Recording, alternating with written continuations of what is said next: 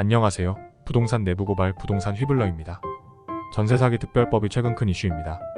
선구제 후회수를 골자로 하는 법안을 추진하는 야당과 국고 부담을 이유로 드는 여당의 반대 입장이 첨예하게 대립하고 있습니다. 일단 어떠한 방법으로든 피해자들에 대한 구제는 이루어졌으면 하지만 현실적으로 쉽지는 않을 거라는 건 확실합니다. 단지 특별법 제정으로 해결될 문제는 아니라는 거죠. 기본적으로 전세라는 제도 자체의 문제점을 해결하지 않으면 이런 사태는 계속될 겁니다. 전세 사기를 얘기할 때마다 나오는 얘기가 바로 깡통전세입니다. 매매가와 전세가의 차이가 거의 없거나 전세가가 오히려 높은 경우가 깡통전세라고 할 수 있습니다. 임차인 입장에선 전세 보증금은 당연히 돌려줘야 할 돈이니 그 돈을 다 써버린다는 건 당연히 말도 안 되고 임대인의 의무를 져버린 거라 생각하겠지만 임대인 입장에선 다른 곳에 투자할 수 있는 시드머니 격의 목돈으로 여겨지고 있는 게 현재 상황입니다. 전세는 기본적으로 임대인이 월차임 대신 목돈의 이자로 수익을 낼 수 있어야 하는데 은행 예금 금리로는 수익을 내기 힘든 구조이기 때문에 임대인들만의 문제라 보기도 힘듭니다. 개인적으로는 전세 반환 보증보험 등에 들릴 돈으로 전세 보증금을 임대인들이 임차인 동의 없이 인출할 수 없게 하는 대신 더 높은 금리를 보장해주는 예금 상품 같은 걸 만드는 게 더 합리적이라고 생각합니다.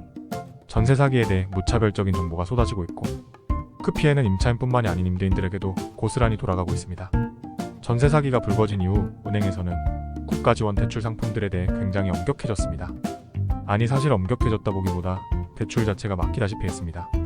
덕분에 멀쩡히 임대를 놓던 임대인들은 새로운 임차인을 구하지 못해 기존 임차인들에게 전세 보증금을 돌려주지 못하고 그 피해는 고스란히 기존 임차인에게 돌아가고 있습니다.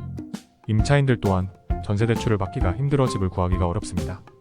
다세대나 오피스텔 같은 건물들에서 주로 전세 사기가 이루어지는 이유는 건물의 시세가 정확히 공시되지 않는 게 문제인데 그런 부분에 대한 대처 없는 피해자 구제는 밑빠진 독에 물 붓기와 다름없습니다.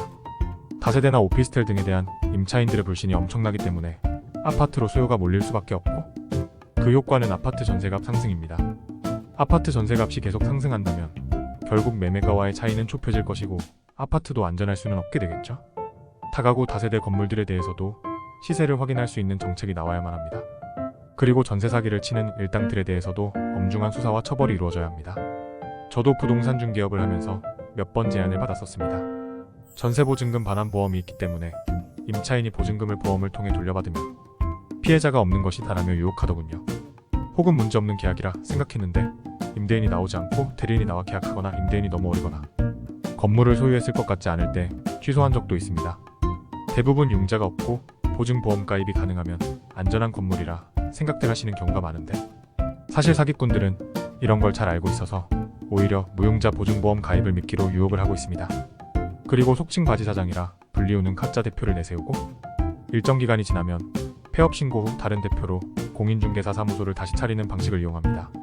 이런 사무실일수록 인원이 많고 또한 수익이 많이 나기 때문에 좋은 곳에 사무실을 차리고 광고비를 투자할 수 있기 때문에 임대인 임차인 모두 신뢰를 하고 있습니다.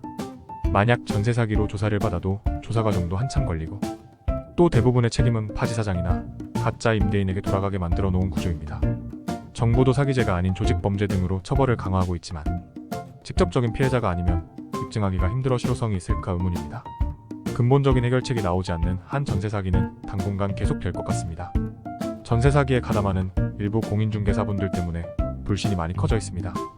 너무 인원이 많거나 특히 중개보조원들이 다수 등록되어 있는데 개업일이 얼마 되지 않는 곳?